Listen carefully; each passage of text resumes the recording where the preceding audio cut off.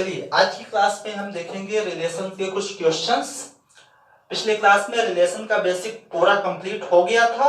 अब आज हम कुछ जो बचे हुए क्वेश्चंस है उस पे डिस्कस करेंगे, ठीक है ना। कल पिछले वीडियो में हम आपको कुछ क्वेश्चंस भी बताए थे, पूरा बेसिक कॉन्सेप्ट क्लियर हो गया था, ठीक है ना। आज के वीडियो में कुछ क्वेश्चंस करवाएंगे और एक टॉपिक जो आपका छोटा है, इक्विवेलेंस क्लास कैसे निकालते हैं, उस पे हम डिस्कस करेंगे। लेकिन इस क्वेश्चंस को करने के पहले सबसे पहले आप पहला वीडियो जरूर देखें, क्योंकि जब तक पहला वीडियो आप नहीं देखोगे तो ये क्वेश्चन समझ में आने वाला नहीं है, ठीक है ना। तो सबसे पहले ये क्वेश्चन हम देखते हैं। इस क्वेश्चन में दिया है so that the relation R on the set A. आपका एक सेट है जिसमें 1 2 3 4 5 ये एलिमेंट्स है और इस पे आपको गिवन बाई एक आपका रिलेशन गिवन है जिसमें A B order pair type के एलिमेंट्स है, सच दैट इस रिलेशन पे आपका कौन सा, ये देखो रिलेशन एक डिफाइन है कि a माइनस बी, इन दोनों का जो माइनस का मॉडुलस होना चाहिए वो इवन होना चाहिए। क्या होना चाहिए? इवन होना चाहिए। इस इक्विवेलेंस रिलेशन मतलब ये जो आपका रिलेशन आर है वो क्या होना चाहिए? इक्विवेलेंस रिलेशन होना चाहिए, ठीक है ना। तो सबसे पहले हम बात करेंगे ये रिलेशन आर आपका इक्विवेलेंस रिलेशन कब होगा। ये रिलेशन आर आपका पिछले वीडियो में हम बता चुके हैं कि इक्विवेलेंस रिलेशन कब होगा, जब ये रिफ्लेक्सिव, सिमेट्रिक, ट्रांजिटिव तीनों कंडीशंस को फॉलो करेगा तो रिलेशन आर आपका क्या होगा? इक्विवेलेंस रिलेशन को फॉलो करेगा, ठीक है ना। तो सबसे पहले इस पे हम पहला जो आपका रिलेशन है रिफ्लेक्सिव, तो रिफ्लेक्सिव को चेक करेंगे। तो रिफ्लेक्सिव में एक्चुअल में होता क्या था कि इस सेट में जितने भी एलिमेंट्स 1 to 5 आपके हैं उन सभी का खुद के साथ रिलेशन होना चाहिए, ठीक है ना। जितने भी एलिमेंट्स 1 के लिए भी, 2 के लिए भी, 3 के लिए भी, 4 के लिए भी और 5 के लिए भी। तो हम देखते हैं कि होगा कि नहीं। तो सबसे पहले हम 1 1 के लिए चेक करते हैं। 1 1 के लिए 1 1 बिलोंग टू आर होगा कि नहीं। ये कब होगा? जब ये इस कंडीशंस को क्या करे? फॉलो करे। अगर इस कंडीशंस को कोई भी एलिमेंट्स फॉलो करेगा तो वो हमारा रिलेशन का एलिमेंट्स होगा, ठीक है ना। तो अगर 1 1 का मतलब a की वैल्यू 1, b की वैल्यू 1, ठीक है ना। तो अगर ये a और b की वैल्यू है तो इस कंडीशंस को अगर फॉलो करेगा तो कितना आएगा? मॉडुलस ऑफ a की वैल्यू 1 माइनस b की value 1 is equal to 1 minus 1 0, 0 का मॉडुलस 0 और 0 हमारा क्या होता है? Even number. Same to same आप चेक कर सकते हो 2 2 पे। तो 2 2 अगर r का एलिमेंट्स है दिस इंप्लाइज 2 माइनस 2, ये आपका कितना होगा? 0। सेम टू सेम आप 3 3 4 4 और 5 5 पे चेक कर सकते हो, ठीक है ना। तो आपको लिखना क्या है? आपको लिखना है सिंपली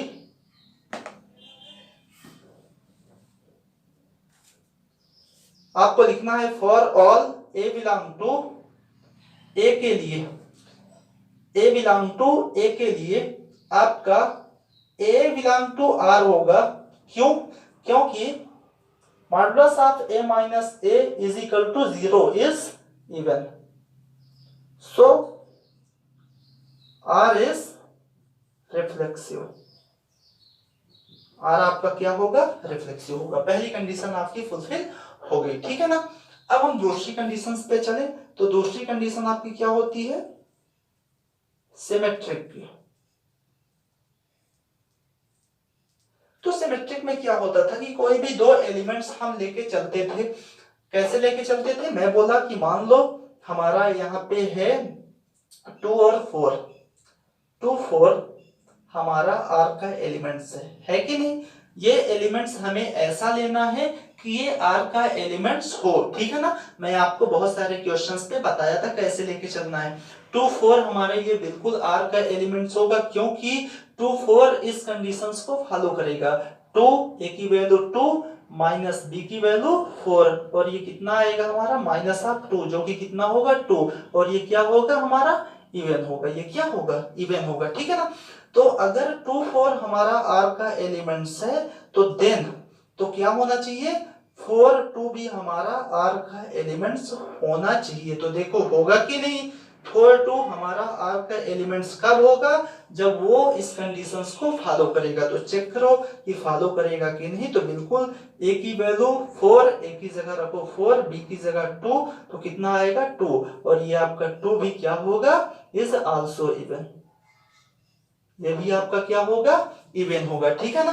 तो देखो यहाँ पे 2 4 के लिए बिल्कुल हमें 4 2 मिल रहा है आर में, इसलिए सिमेट्री की कंडीशंस फॉलो होगी। इसी तरह आप 3 5 और 5 3 पे चेक कर लो, या तो कोई भी एलिमेंट्स आप ले सकते हो। तो सिंपली आप इसको लिखोगे, कैसे लिखोगे कि अगर हम बात करें कि A B, if A B आपका आर का एलिमेंट्स है, तो ये कितना होगा आपका A minus B, A minus B. अब मैं मान के चलता हूं कि ए बी आर का एलिमेंट्स है, तो अगर ए बी आर का एलिमेंट्स है तो इसको आप जब सॉल्व करोगे, तो मैं बोला माइनस इन दोनों में कॉमन ले लो, तो ये आपका कितना हो जाएगा, बी माइनस ए, और ये मॉडुलस में है तो माइनस आपका क्या हो जाएगा, प्लस, तो b माइनस ए हो गया। अब अगर b माइनस ए लिखा है तो इसका मतलब क्या है यहाँ से, अब देखो यहाँ पे a पहले था, a माइनस बी था, a माइनस बी पहले था, तो a b belong to r था।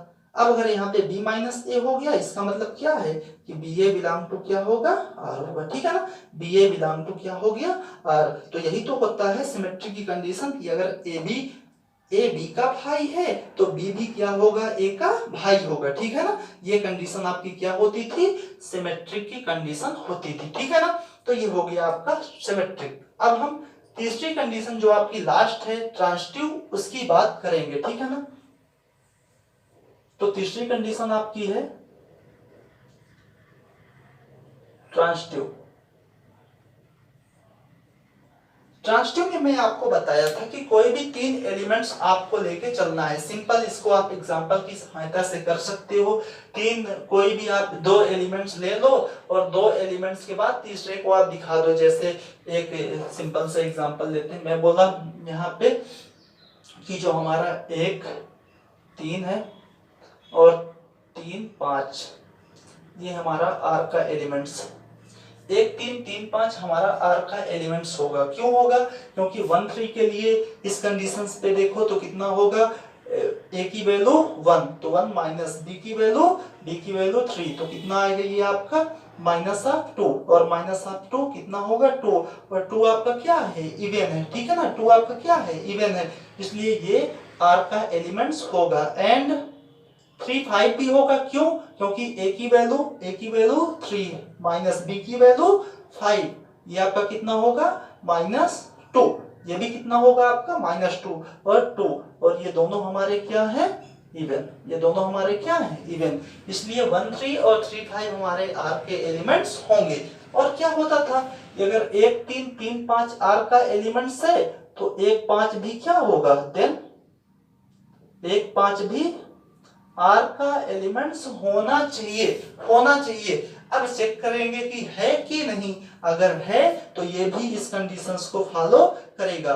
मतलब दिस इंप्लाइज ए की जगह ए की वैल्यू 1 माइनस 5 कितना आएगा, -4, और ये कितना हो जाएगा आपका 4, और ये क्या है, आल्सो इवन, ये आपका क्या है, आल्सो इवन है। इसलिए हम बोल सकते हैं सो R is ट्रांजिटिव। ठीक है ना। अब यहां पे देखो जो आपका रिलेशन R था, रिफ्लेक्सिव, सिमेट्रिक, ट्रांजिटिव, तीनों कंडीशंस को फॉलो कर गया, तो आप लिखोगे hence R is equivalence relation. R आपका क्या होगा, इक्विवेलेंस रिलेशन होगा। ठीक है ना। तो बहुत सारे क्वेश्चंस हैं जिस पे आप रिफ्लेक्सिव, सिमेट्रिक, ट्रांजिटिव दिखा के उसको इक्विवेलेंस दिखा सकते हैं। ठीक है ना। चलिए कुछ क्वेश्चंस और देखेंगे, ये चैप्टर हालांकि खत्म ही होने वाला है। ठीक है ना। चलिए अब तीसरी कंडीशन देखते हैं, ट्रांजिटिव। ट्रांजिटिव में हम क्या करते हैं कि 2 एलिमेंट्स लेके चलते हैं। मैं बोला कि 2 एलिमेंट्स मान लो हमारा A B related to C D है and C D related to क्या है, ई एफ। यहाँ पे हम 3 एलिमेंट्स लेके चल रहे हैं, ए बी सी डी और ई एफ। मान लो ये जो हमारा है ये इसका भाई है और यही जो है इसका भाई है, then we have to show that this related to this. मतलब ए बी का ई एफ के साथ क्या दिखाना है, रिलेशन, ठीक है ना।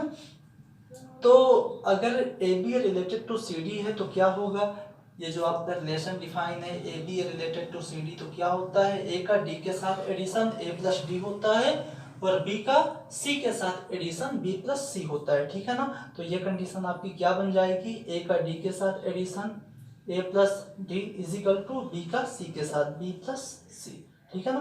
This equation A and same to same C D related to E F है तो सी का एफ के साथ relation C plus F is equal to D का ई के साथ डी प्लस ई, ठीक है ना। इसको दे देते हैं बी, ठीक। अब मुझे दिखाना है ए बी का ई एफ के साथ रिलेशन, मतलब मुझे चाहिए ए बी का ई एफ के साथ रिलेशन कब होगा, जब ए प्लस एफ ए का एफ के साथ और बी का ई के साथ एडिशन क्या हो जाए, इक्वल हो जाए, ठीक है ना।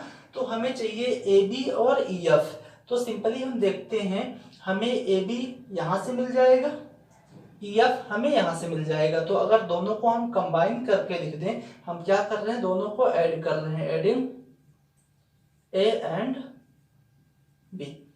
लेफ्ट हैंड साइड के साथ A plus D plus C plus F is equal to right hand side B plus C plus D plus, ठीक है ना।